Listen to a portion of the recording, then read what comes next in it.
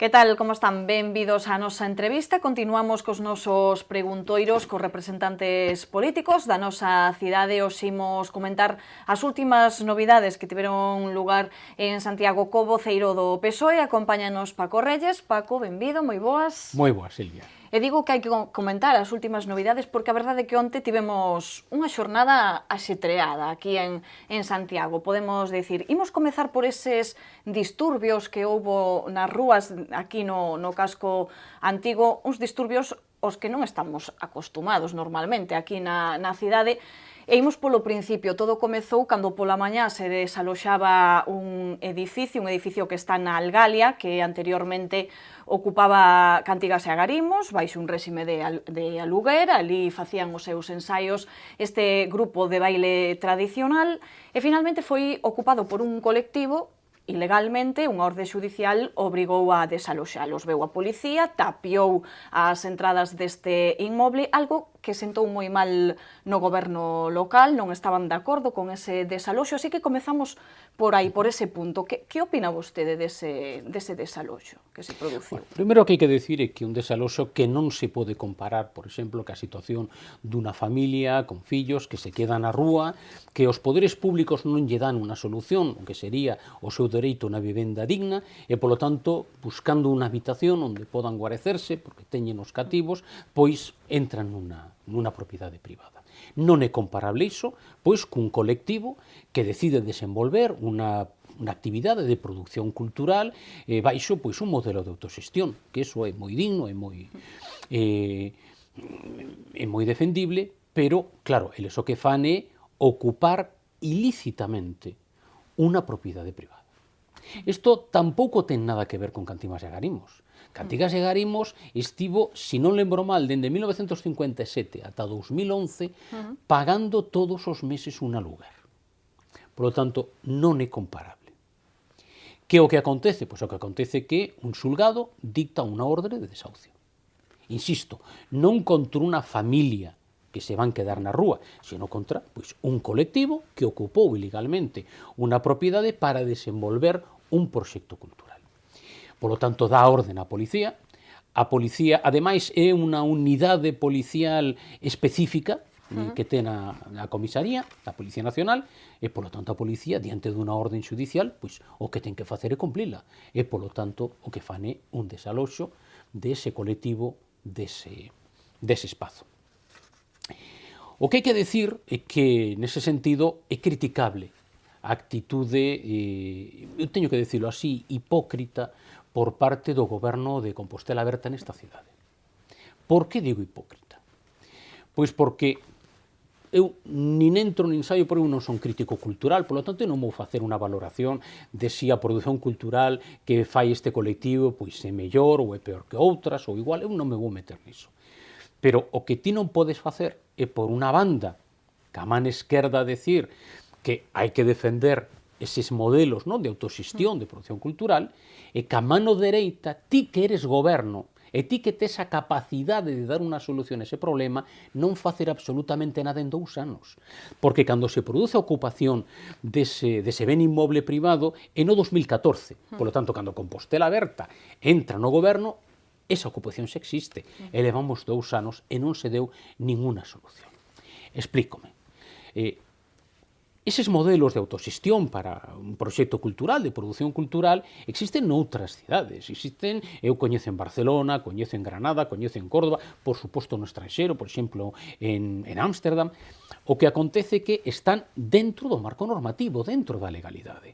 Existen uns convenios do Concello con eses colectivos, algún deles pois tivo que asumir unha forma xurídica, por exemplo, fundación, ese é o caso de Ámsterdam, e o que se establece un acordo como se podría ter establecido aquí. É dicir, se o goberno entende que é necesario o desenvolvemento dese proxecto cultural para a cidade, lle pudo ofertar a ese grupo cultural, lle pudo ofertar algún dos contenedores culturais que temos na nosa cidade, algúns deles baleiros, ou se entende que tiña que ser desenvolta a actividade precisamente nese inmoble, pois entón chegas a un acordo cos propietarios e pagas un aluguer. E unha vez se faga iso, se trata de que o que se paga, quen paga a luz, quen paga auga e demais, entón, con ese proxecto en riba da mesa, bueno, dende a oposición poderemos fichar o noso posicionamento, pois se pensamos que ese diñeiro está mellor empregado aí, ou será mellor empregalo en gasto social, ou en políticas activas de emprego, ou en outras posibles actividades. Pero claro, o que non pode facer Compostela Aberta é actuar como se fora un colectivo social chamando ás portas dunha institución cando eles, porque así o quixeron os veciños e as veciñas de Santiago, xa están dentro da institución e gobernan a institución. Por lo tanto, eles tiñan a posibilidade de ter resolto ese problema e non o fixeron. O seguinte que hai que decir, bueno, é criticar sinceramente as declaracións do alcalde, que, cuidado, é o responsable máximo da policía, do concelleiro delegado das funcións da policía e do concelleiro de espazos cidadáns. Claro, dicir que eso non é unha ocupación, iso é clarísimamente unha ocupación, punto 1. Punto 2, non se pode mixturar, insisto unha vez máis, o que é un proxecto cultural con que ese proxecto cultural se ten que desenvolver dentro dun marco normativo e o Concello puido ter a solución para que así se fixera e non o quiso facer. Con respecto ao que aconteceu despois pola tarde-noite, bueno, o primeiro que hai que facer é rexeitar a violencia. Bueno, que recordamos para que se alguén non se enterou que houve unha concentración, unha manifestación, producironse certos disturbios entre os participantes nesa concentración e a Policía Nacional que estaba nas rúas, pois tiráronse contedores, houbo bengalas, houbo axentes feridos, houbo unha detención dun dos participantes na concentración. Iso foi o que pasou despois pola tarde a raíz dese desaloxo. Exactamente. Entón, o primeiro que hai que decir é que a violencia nunca resolve ningún problema. O que fai é xerar novos problemas e moi graves. De feito, houbo, as últimas informacións son 6 policías da Policía Nacional feridos. Non? Ben, eu descoñezo o informe, neste caso, que poida haber sobre eses disturbios e sobre a actuación policial, polo tanto, o primeiro que teño que facer é darlle presunción de veracidade a quen é autoridade, neste caso a policía, e polo tanto non teño absolutamente ningún motivo para dar a impresión e para ter a impresión pois de que a actuación policial pois non fora concorde cos feitos que se estaban producindo. Por lo tanto, eu non podo decir que a actuación policial estivera fora de lugar, porque eu, en principio, teño que respetar e teño que creer esa presunción de veracidade de quen é autoridade. Non? O que sí teño que decir é iso, é dicir, a violencia nunca vai resolver ningún problema. É dicir, se ti pensas que ti tes dereito a desenvolver a túa liberdade de expresión, a desenvolver, neste caso, a túa capacidade de producción cultural, pois terás que defendelo, terás que pedirlle, obviamente, a Concello pois que resolve esa situación, se existe un contenedor onde poda facelo, plantexar esa posibilidade por parte do Concello dun convenio, ver quen se vai facer cargo dese aluguer, pero a solución non está, obviamente, pois forzando unas cargas policiais. Polo tanto, eu penso que neste caso a actuación, sinceramente, tanto do alcalde coas súas declaracións como do propio goberno de Compostela Aberta estiveron fora de lugar porque quen precisamente podía resolver esa situación eran eles. E insisto, durante 2 anos non fixeron absolutamente nada, ata que tiveron o problema enriba da mesa. Outra cousa que tamén se falou, o tema de abrirlle un expediente aos propietarios porque tapian non tanto a porta como as fiestras. Bueno, é que eso é unha orde xudicial. É dicir, o xuízo que di, mire, non me volvan vostedes mañá a plantexar o mesmo problema, ter que gastar o diñeiro que supón os corpos e forzas de seguridade do Estado para volver a desaloxar, vostedes o que teñen que facer é impedir que poidan novamente entrar e ocupar ese inmoble. Por lo tanto, vostede ten que tapialo. Claro, o que non se pode pensar é que se tes imperiosamente que cumprir unha orde xudicial que ti podes esperar a levar o asunto á Comisión de Casco Histórico, ademais ca rapidez e ca xilidade que este Concello nestes tempos está dando as licencias, pois claro, é imposible cumprir ca premura da orde xudicial levando as cousas para que te autoricen e para que a Comisión de Casco Histórico che diga exactamente que tipo pois de ladrillo tes que empregar, etc. Isto non ten sentido ningún. Porque está tapiado con uns adobes. Claro, por lo tanto, o que non se entende tampouco é que non hai premura para dar as licencias que alguén pide pois para poder reformar a cocina ou o baño na súa residencia, na súa vivenda do casco histórico, aí teñen que esperar, incluso ten habido esperas de ata 1 ano, pero resulta que en menos de 24 horas se lle abre un expediente a quen está cumplindo unha orden xudicial. Bueno, o alcalde estaba moi molesto hoxe tamén, volvendo a falar destes asuntos. Eu non quero facer a pregunta, non quero dicir que o goberno incite a violencia, nin moito menos. O que quero preguntarlle, vostede pensa que con ese tipo de declaracións ou con esa postura que adoptou o goberno, como vostede ben mencionaba agora, pode dar lugar a que a xente saia á rúa a facer esas protestas que se produciron? Mira, Ten algo que ver? As declaracións que fixeron tres representantes da corporación, e ademais do goberno da corporación, como son o alcalde e os dos concelleiros que dixen antes, son absolutamente desafortunadas e fora de lugar. Eles non poden facer ese tipo de declaracións. Ben, pois deixamos aí esa valoración desas declaracións. E imos xa pasar a outro tema, Paco, como dicíamos, e onte houve moitas noticias, moitas novidades. Unha delas ten que ver con ese servizo da hora e do guindastre. Temos falado moito sobre a municipalización deste servizo, temos opinado, analizado, e ao final todas estas análises pois tampouco serven para moito, porque finalmente houve unha sentenza xudicial que obriga ao Concello a outorgarlle o contrato deste servizo á segunda empresa, a empresa que quedara de segunda nesa contratación, que se chama Doal.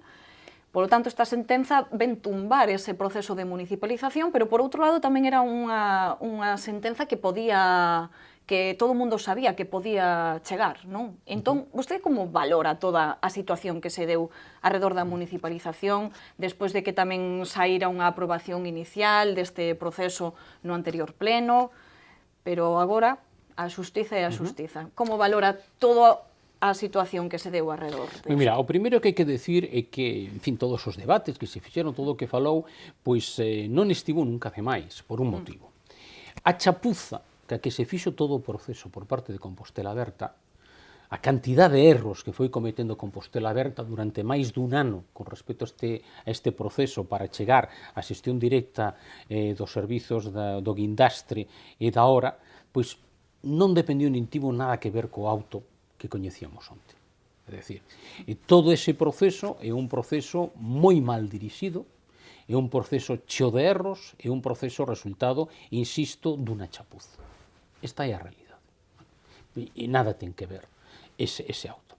É dicir, o que existe no seu momento é unha sentenza que di que a empresa, neste caso Setexa Parque, que é a que foi a xudicataria na concesión, e que sigue prestándose ese servizo. Agora chegamos tamén a ese punto. Pois está incumprindo os pregos. Por lo tanto, o primeiro que hai que decir é que é falso o que di neste caso o goberno, Compostela Aberta, cando di que todo o problema ven dunha mesa de contratación. Eso non é certo. A mesa de contratación fixe unha xudicación correcta, atendendo aos pregos e as ofertas das diferentes empresas que concursaban.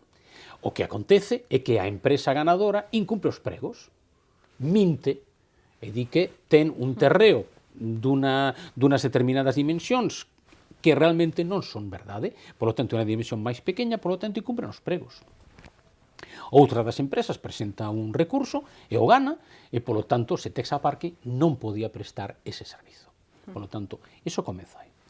Claro, o goberno fai unha interpretación, a verdade que bastante curiosa, por non decir outra cousa, desa sentenza, porque o que fai é decir o seguinte: bueno, nos non imos pedirlle a segunda empresa que se faga cargo do servizo, sino que o que imos facer vai ser decir que o contrato, que a concesión queda rematada, queda anulada, e a empresa que dio xuiz que non pode prestar o servizo, llevamos a decir que sen contrato, durante máis dun ano, preste o servizo, sin ningún tipo de soporte xurídico, sin ningún tipo de seguridade xurídica, nin para os usuarios, nin tampouco para os traballadores. Eso tamén supone outra cousa, como di algún informe de intervención. O canon que en principio tería que pagar a empresa concesionaria, como non existe contrato, non paga canon. O Concello sai perdendo porque non ten ingreso e, dende logo, é un negocio redondo para Setexa Parque, que os xuíz dicen vostedes non poden prestar o servizo e este Concello lle encarga que a preste sen contrato. Esta é a realidade. A partires de aí... Unha primeira parte, non? A partires de aí comeza un proceso que levou 15 meses pero quen marcaba os tempos do proceso era o goberno de Compostela Aberta, comeza un proceso para tentar de acadar esa xestión directa, a municipalización, que das veces segue. Ben, entón comeza un proceso tamén totalmente equivocado, porque é un proceso que se fixo polos pés e non pola cabeza, vale? Se fixo cos pés. Entón comeza plantexando a cuestión na suposta empresa pública Tusa que tería que levar adiante ese proxecto, porque Compostela Aberta non contempla outra posibilidade. É dicir, este proceso tiña unha gran oportunidade para os veciños e as veciñas de Santiago. Por enriba da mesa un novo modelo de xestión da hora. Cal é o obxectivo da hora? O obxectivo da hora é que no espazo público no que se pode aparcar, os coches non estea un mesmo coche durante 15 días seguidos nesa praza, senón que exista unha rotación, unha mobilidade para permitir que todo o mundo, que podan vir coches e, polo tanto, que todo o mundo se poida mover. Pero que iso non é imprescindible cobrar por iso. Ferrol é un exemplo. O implantou o Partido Socialista, o continuou o Partido Popular, agora o leva adiante Marea, ou, por exemplo, o Pontevedra tamén, neste caso, o Bloque Nacionalista Galego. O que se fai é un modelo no que ti podes ter o coche durante uns determinados minutos, unha hora e media, 2 horas, e ti tes a obriga de rotar. Non pagas pola hora. Pero se ti non rotas, polo tanto, se ti non cumpres ca túa parte do contrato social que tes co Concello, entón si que ven a grúa, cho retira e tes unha sanción. Esa era unha posibilidade que sí que saía ganando, neste caso, a poboación, os veciños e as veciñas. Co plantexamento de Compostela Aberta non solamente seguirían pagando, sino que ademais había un incremento do que tiñan que pagar da tasa. Polo tanto, non ganaba nada. Se estrutura ademais unha memoria, que ten que ser por lei, a través dunha comisión. Compostela Aberta se opón, sen dar nunca ninguna explicación, a que nesa comisión, por exemplo, estean presentes os consumidores, estea presente un abogado do Estado, estean presentes representantes de colexios profesionais de enxeñeros, de abogados, de economistas. Négase a que exista todo ese nivel de participación e de transparencia, e o resultado de unha memoria clarísimamente incompleta, que nos votamos en contra desa memoria. Dicimos, mire, esta memoria non está preparada para ser levada a pleno. Por ademais, contía errores, incluso errores. Bueno, a todo isto se coñece que hai unha petición de aclaración de sentencia por parte de Doal, cousa que 15 meses antes tiña que ter feito o goberno de Compostela Aberta e non o fixo, non pediu aclaración de sentenza, se tiña dúbidas da interpretación da sentencia primeira, e o propio asesor xurídico do alcalde, por escrito e firmado, di, cuidado, estamos pendentes dun auto de aclaración de sentenza, cuidado porque non tomemos ninguna decisión que poida ser irreversible. Polo tanto, é necesario tomar as cousas con prudencia e, polo tanto, esperar. Compostela Aberta non quere esperar, porque Compostela Aberta o que quere é simplemente eses fogos de artificio, esa ópera bufa que dixen eu outro día, para dar impresión do gran interese que tenen en municipalizar, sabendo que as cousas poden rematar como teñen rematado. O levan, polo tanto, a pleno. En pleno hai unha aprobación provisional. Eles mesmos, na súa proposta que levan a pleno, di, bueno, pero isto quedase en efecto dependendo do que diga o auto. Bueno, isto é unha auténtica burla, é unha burla ao pleno e, polo tanto, é unha burla á cidadanía. E, polo tanto, ademais, eles que non facían máis que falar de coraxe político, pero tentan, ademais, de cubrirse nese sentido. E o peor de todo é que xenera unha expectativa en 50 familias de traballadores que neste momento non saben que vai pasar con eles. Esa é unha das cuestións. Claro, cando Compostela Aberta tenta de dar leccións de municipalización, eu sempre lles pregunto, bueno, pero cando tivechedes a oportunidade de abordar ese proceso para os comedores escolares, por non o fixechedes? Por que non o fixechedes no caso da xestión do centro xove?